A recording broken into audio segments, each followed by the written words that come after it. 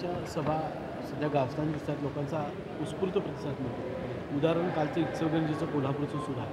काय सांगू शकाल, कशी परिस्थिती आहे? एकंदर महाविकास आघाडीला प्रचंड अनुकूलता ही आता जनतेमधून महाराष्ट्रामध्ये आहे आणि भारतीय जनता पक्षाच्या विरोधात वातावरण गेलेलं आहे.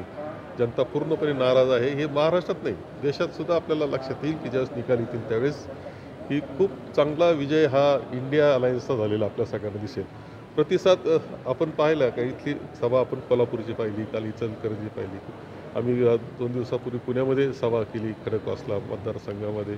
लाखोचा जनसमुदाय येतो आणि शेवटपर्यंत म्हणजे सभाचं शेवटचं भाषण झाल्यानंतरसुद्धा तो जनसमुदाय बसून राहिलेला असतो. याच्यातच लोकांची जी अटॅचमेंट आहे, जो त्यांचा नातं, जिव्हाळ्याचं नातं ते महाविकास आघाडीशी आहे, ते स्पष्टपणे दिसतं आहे. उलट आपल्याला दिसेल की महायुतीच्या सभा असतील, त्यांच्या माननीय पंतप्रधानांच्या सभेच्या सुद्धा खुर्च्या मोकळ्या असतात, लोक जात येत असतात. हे चित्र आहे. वातावरण पूर्णपणे अनुकूल महाविकास आघाडीला आहे. भारतीय जनता पक्षाच्या विरोधात लोकांनी मानसिकता झालेली आहे आणि महाराष्ट्रात नाही, देशात झालेली आहे असं माझं मत आहे. एकनाथ शिंदेंनी जेव्हा बंड केलं होतं त्यावेळी उद्धव ठाकरेंनी देवेंद्र फडणवीसांना 2 फोन केले होते. हवं तर तुम्ही मुख्यमंत्री व्हा असं बोलणं झाल्याचं स्वतः देवेंद्र फडणवीसांनी अशा पद्धतीने काल गौप्यस्फोट आता हे गौप्यस्फोट कुठून कसे होतात या बाबतीत बोलायचं ठरलं तर त्या दोघांशीच बोला, परंतु मला असं बिलकुल वाटत नाही. शरद पवारांसंदर्भात मोदींनी केलेल्या स्टेटमेंट संदर्भात लाट उठलेली आहे, काय सांगाल? नाही, खरं म्हणजे पंतप्रधान हे पद इतकं मोठं आहे, उच्च आहे आणि ते खरं म्हणजे कोणत्या पक्षाचं असतं असं नाही. सर्व निवडणुकीच्या काळात समजू शकतो आपण एखाद्या पक्षाकरता प्रचार करणं, परंतु तो जो दर्जा असतो तो असं असतं की 5-10 वर्षामध्ये काय काय कामं आम्ही केली, कशा पद्धतीने अर्थव्यवस्था आम्ही बदलली, शिक्षणाची व्यवस्था आम्ही कशी केली, रोजगार निर्माण कसा केला, माणसांचं जीवनची पातळी कशी उंचावली आम्ही, ह्या गोष्टी सांगणं आणि पुढच्या 5 वर्षाचं सांगणं. माननीय पंतप्रधान यावर तर काहीच बोलत नाही, ना रोजगारावर बोलत, ना महागाई बोलत, ना बंधुभावावर बोलत. देशाच्या राज्यघटनेच्या बाबतीतलं जे मूलभूत तत्त्व आहे हे सगळ्यांना लागू आहेत. असं असताना त्यांचं वागणं आणि बोलणं हे त्या विरोधात असलेलं आपल्या सगळ्यांना दिसतंय. आणि आता जी घबराट झालेली आहे भारतीय जनता पक्षाची, त्याच्यामुळे पातळी आणखी खाली जाते आहे असं दिसतंय आहे. आणि त्यामध्येच माननीय पवारसाहेबांबद्दलचं वक्तव्य हे खऱ्या अर्थानं महाराष्ट्रातली जनता निषेधच करणार आहे आणि ती मताच्या रूपानं करेल असं मला वाटतं. विरोधी पक्षाचं अस्तित्व काय? नाही, 45 पार नाही. आता सांगितलं का 48 पार म्हणत नाही, एवढंच आहे. काही नाही, तुम्हाला लक्षात येईल की 40 पार हे आघाडीचे झालेले दिसतील, 40पेक्षा जादा. सर, मुंबईत काँग्रेसमध्ये अंतर्गत नाराजी मोठ्या प्रमाणात आहे असं दिसून येतं. वर्षा गायकवाडांच्या फॉर्ममध्ये अनेक दिग्गज नेत्यांची दांडी होती, ती नाराजी दूर झालेली आहे का?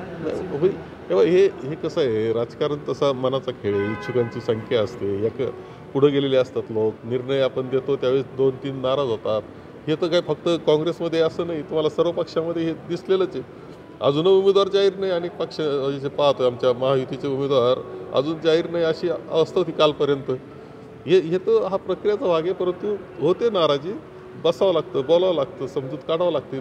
काँग्रेसमध्ये काहीच अडचण नाही, परत बरोबर येतात माणसं आणि काम करतात. राज्याचे उद्योगमंत्री काँग्रेसचा बडा नेता, असा कोणता बडा नेता आहे? हे पश्चिम महाराष्ट्रातला ते आपला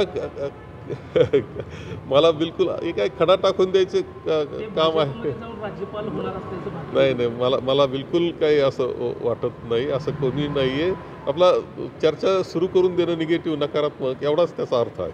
साहेब, प्रचारानिमित्त तुम्ही राज्यभर फिरतात. बारामतीची काय सध्या स्थिती आहे? सुप्रियाताई खूप मोठ्या मताधिक्याने विजयी होणार आहे. लक्षात ठेवा, माझा आकडा तर असं वाटतं का त्या 3-3.5 लाखापेक्षा जास्त मताधिक्यानं विजयी होतील, हे मला वाटतं. आणि तुम्हाला 4 तारखेला लक्षात येईल. शरद पवार हे जगात कोणतीही संकट आले तरी अस्वस्थ झालेले नाही, अस्वस्थ होत आहे अशी टीका नारायणांनी केली. तेव्हा पवारसाहेबांनी अनेक संकटं हाताळलेली आहेत आणि त्यांना शांत डोक्याने हाताळता येतात संकटं. मी पाहिलेले, त्यांना जवळून पाहिलेले. पक्ष आमचे वेगळे आहेत, परंतु मी खूप जवळून त्यांना पाहिलं आहे. काँग्रेसमध्ये असताना किंवा ते राष्ट्रवादी झाली, आम्ही काँग्रेसमध्ये थांबलो. ते संकटाला सामोरं कसं जायचं याचा विचार करतात आणि संकट सोडवतात, हे वैशिष्ट्य त्यांचं आहे. आणि त्यामुळं आता आपण पाहिलं तर ते शांतते पद्धतीनंच हाताळतात. आता यांनी जे प्रश्न विचारला यांचा यांच्या स्वभावाचा तो भाग आहे. संकट बाजूलाच राहतं, नवे संकट निर्माण करतात ते. की रणनीती जी आहे ती बदलताना पाहायला मिळतात. वेगवेगळ्या मुद्द्यांवरती प्रत्येक टप्प्यामध्ये मतदारांना आव्हान करतात. आपण पाहिलं असेल की आता त्याची घबराट झालेली आहे देशामध्ये. झपाट्यानं भारतीय जनता पक्षाच्या विरोधात वातावरण जात असताना दिसतं आहे आणि त्यामुळं काय बोलावं काय नाही. मग त्यांना असं वाटतं की मुस्लिमांच्या विरुद्ध बोललं की हिंदू मतं एक होतील, जनता फसणारी राहिलेली नाही, मूलभूत विषयावर बोलण्यास तयार नाही. आदरणीय पवार साहेबांवर असं वक्तव्य करणं बिलकुल योग्य नाही, तरी त्यांनी ते केलेलं दिसतंय. खोटेनाटे काँग्रेसवर आरोप करण्याचा कार्यक्रम ते करतायत.